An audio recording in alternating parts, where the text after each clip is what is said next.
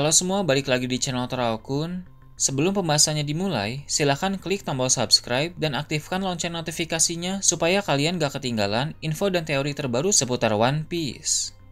Buat kalian yang mau informasi tambahan soal SBS atau databook, kalian bisa follow Instagram Toraokun. Di sana admin akan memposting soal SBS, databook, dan berbagai teori singkat. Sekarang lanjut ke pembahasan. Dalam chapter kali ini, memperlihatkan keadaan di desa Pulau Elbaf di mana cukup banyak raksasa yang membicarakan soal bajak laut topi jerami. Para raksasa bisa tahu soal kedatangan mereka di pulau itu karena sudah mendengar kabar tentang bajak laut Giant Warrior yang pergi untuk menjemput Luffy dan kawan-kawan dari Pulau Egghead. Jadi bukan hanya bajak laut New Giant Warrior saja yang mengetahui tentang hal tersebut, melainkan juga banyak raksasa lain. Di antara para raksasa yang tahu tentang hal itu, ada pula suatu kelompok kriminal yang terdiri dari para raksasa jahat di Pulau Elbaf. Mereka berniat untuk mencari keuntungan dari kedatangan bajak laut topi jerami. Para raksasa dalam kelompok kriminal ini sering berurusan dengan dunia luar, sehingga uang merupakan hal yang dianggap sangat penting oleh mereka. Dengan begitu, saat mendengar kabar bahwa Luffy dan kawan-kawan datang ke sana, mereka pun berniat untuk menculik beberapa kru agar bisa ditukar dengan bounty. Sebelumnya, kelompok ini juga berniat untuk melakukan hal yang sama ketika bajak laut Akagami datang ke Pulau Elbaf tempo hari. Namun mereka tidak jadi melakukan hal tersebut karena dianggap hal itu sangat beresiko. Mereka semua sudah tahu sejak lama seberapa besar kekuatan yang dimiliki oleh Shanks. Selain itu, mereka pun paham bahwa Shanks dianggap sebagai pahlawan besar dan dihormati di Pulau Elbaf karena aksi heroiknya 6 tahun lalu dalam menghentikan amukan Loki. Jadi, terlalu berbahaya untuk mencari masalah dengan si rambut merah itu, sehingga para raksasa dalam kelompok kriminal tersebut pun mengurungkan niat mereka. Para kru Shanks juga dianggap memiliki nama besar di lautan. Mereka memiliki kekuatan yang tidak terpaut jauh satu sama lain dan sangat sulit untuk ditembus. Jadi, tak ada satupun dalam kelompok bajak laut Akagami yang mampu dihadapi oleh para raksasa pemburu hadiah itu. Namun, kali ini ketika mendengar kabar soal bajak laut topi jerami yang datang ke sana, mereka berniat untuk mencoba menjalankan niat tersebut melalui rencana yang licik. Tentu mereka tidak akan berani mencoba menargetkan Luffy dan para kru yang kuat. Mereka akan mencoba mengukur kekuatan kru mana saja yang sekiranya bisa mereka tangkap. Walau para raksasa dalam kelompok kriminal ini terlihat cukup sangar dan menakutkan, tapi kita bisa menebak bahwa jika nanti mereka benar-benar mengganggu bajak laut topi jerami, mereka hanya akan berakhir dengan gagal. Seperti sebelumnya juga, Rod yang sudah berani macam-macam dengan mereka malah berakhir dengan disambar petir Zeus oleh Nami. Setelah memperlihatkan kelompok kriminal raksasa tersebut, cerita beralih ke pantai Elbaf. Kapal bajak laut Giant Warrior telah berlabuh di sana, sehingga semua yang ada di atas kapal langsung segera turun. Tujuan mereka adalah perpustakaan Jaguar di Sao, karena Dory dan Brogy bisa melihat betapa Robin sangat antusias untuk bertemu dengan Sao. Robin juga masih belum tahu keadaan Sao saat ini yang dalam chapter lalu terlihat tumbang di lantai. Jika Robin tahu tentang hal itu, tentu dia akan sangat sedih dan terpukul. Dalam perjalanan menuju ke perpustakaan itu, para kru bajak laut Giant Warrior menceritakan berbagai hal menarik tentang perpustakaan Sao. Salah satunya adalah soal Poneglyph. Mereka menyebut Poneglyph sebagai batu-batu dengan tulisan aneh yang misterius. Menurut mereka, di perpustakaan itu terdapat beberapa batu dengan tulisan aneh yang hanya bisa dibaca oleh orang-orang tertentu. Robin pun langsung paham bahwa batu dengan tulisan aneh yang mereka maksud tak lain adalah Poneglyph. Wanita itu lalu bertanya apakah ada batu yang berwarna merah, tapi para raksasa bilang tidak ada yang berwarna merah. Seperti yang kita tahu, Poneglyph yang berwarna merah adalah Rod Poneglyph, dan Rod Poneglyph terakhir berada di tangan pria dengan bekas luka bakar, sehingga benda itu tidak mungkin berada di Pulau Elbaf. Para raksasa kemudian berkata bahwa di antara batu-batu yang ada di dalam perpustakaan Sao, ada satu batu yang menurut Sao yang paling penting. Batu itu juga sudah lama berada di Pulau Elbaf, tidak seperti batu lain yang dibawa dari luar. Jadi, dari sekian banyak poneglyph yang disimpan oleh Sao, ada satu poneglyph yang dianggap lebih berharga dari yang lain, dan poneglyph tersebut berasal asli dari negeri para raksasa itu. Mengapa dianggap lebih berharga dari yang lain? Mungkin karena isi dari poneglyph tersebut berisi informasi yang sangat berharga, entah soal kerajaan kuno, soal inisial D, atau malah soal Joy Boy. Akan menarik ketika nanti Robin membaca poneglyph itu.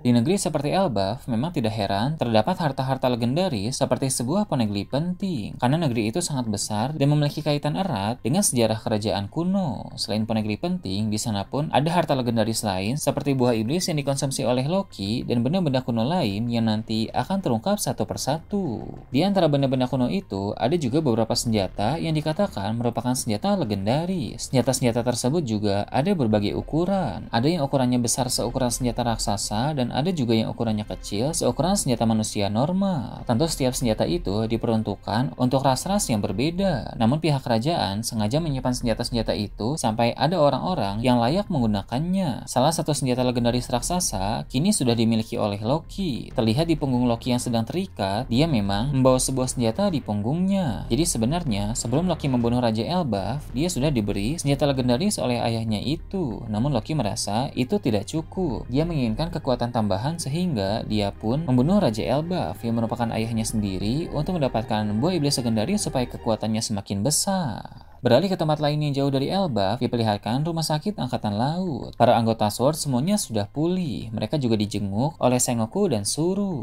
Para anggota SWORD yang ikut ke Pulau Hachinosu beberapa waktu yang lalu pun membahas soal pukulan Koby yang mampu menghancurkan lengan Pulau Avalokizaro. Menurut mereka, pukulan tersebut benar-benar luar biasa dan tidak ada yang menyangka Koby ternyata sekuat itu. Koby pun merasa malu saat mendengar semua pujian itu. Dia juga bilang bahwa dia sebenarnya masih belum menguasai pukulan tersebut secara sempurna, tapi dia akan terus berusaha untuk menguasainya 100% menjadi lebih kuat lagi. Sengoku yang mendengar cerita tentang pukulan Koby itu pun langsung tersenyum. Dia berkata bahwa Koby benar-benar penerus dari Gar. Kemudian mereka mulai masuk ke topik utama pembicaraan tentang bagaimana cara untuk menyelamatkan Garp dari Pulau Hachinosu. Agar bisa melakukan hal ini, tentu mereka semua harus menyusun rencana yang sangat matang, karena bukan hal mudah untuk masuk dan menolong Garp dari markas besar Yonko Kurohige itu.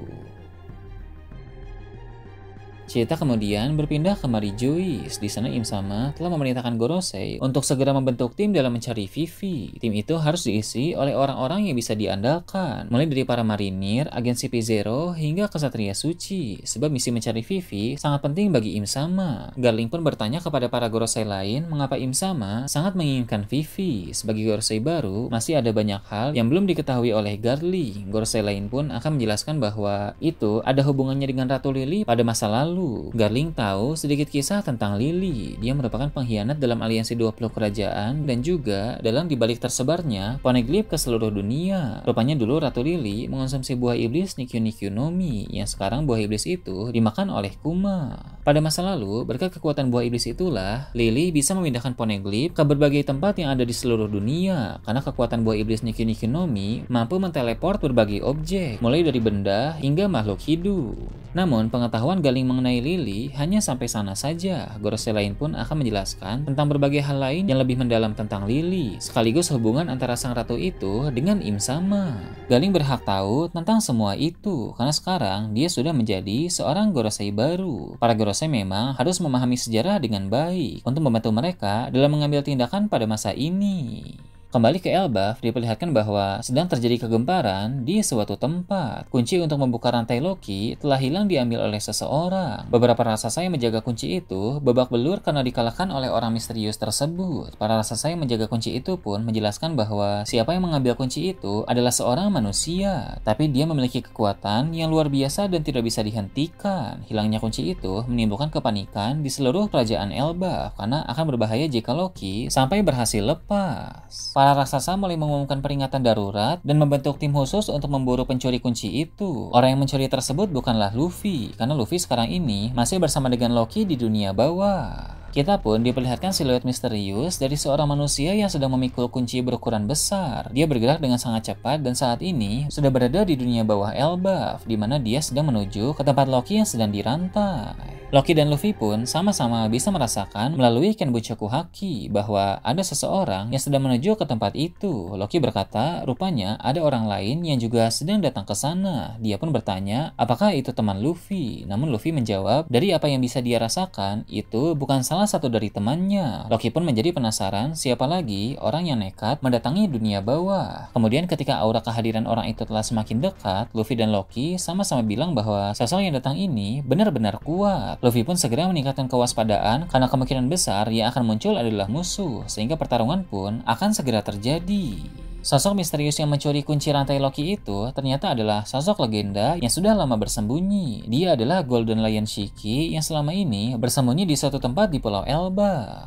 Dia berniat memulai aksi besarnya, dan untuk memulai aksi itu, dia membutuhkan anggota-anggota yang kuat. Rencananya, dia ingin melepas Loki dari rantai, kemudian merekrutnya karena Shiki membutuhkan raksasa kuat seperti Loki. Diketahui juga bahwa Kid dan Killer yang terdampar di pantai Pulau Elbaf sekarang sedang berada di kediaman Shiki. Tadinya Kid dan Killer dibawa ke penjara oleh para raksasa, tapi Shiki menyelamatkan mereka dari penjara dengan syarat mereka harus menjadi anggota Shiki. Kid memang pada awalnya tidak sudi menjadi bawahan orang lain. Namun daripada dia dan Killer di penjara selamanya, akhirnya Kid pun menyetujui kesepakatan Shiki. Lagi pula saat ini, bajak laut Kid sudah hancur, jadi tidak masalah untuk bergabung dengan bajak laut Shiki. Nah itu tadi berbagai hal menarik pada chapter 1132. Gimana menurut kalian? Silahkan tulis di kolom komentar di bawah.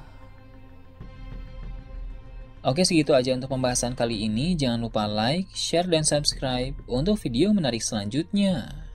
Gue Tora Okun, Shambles.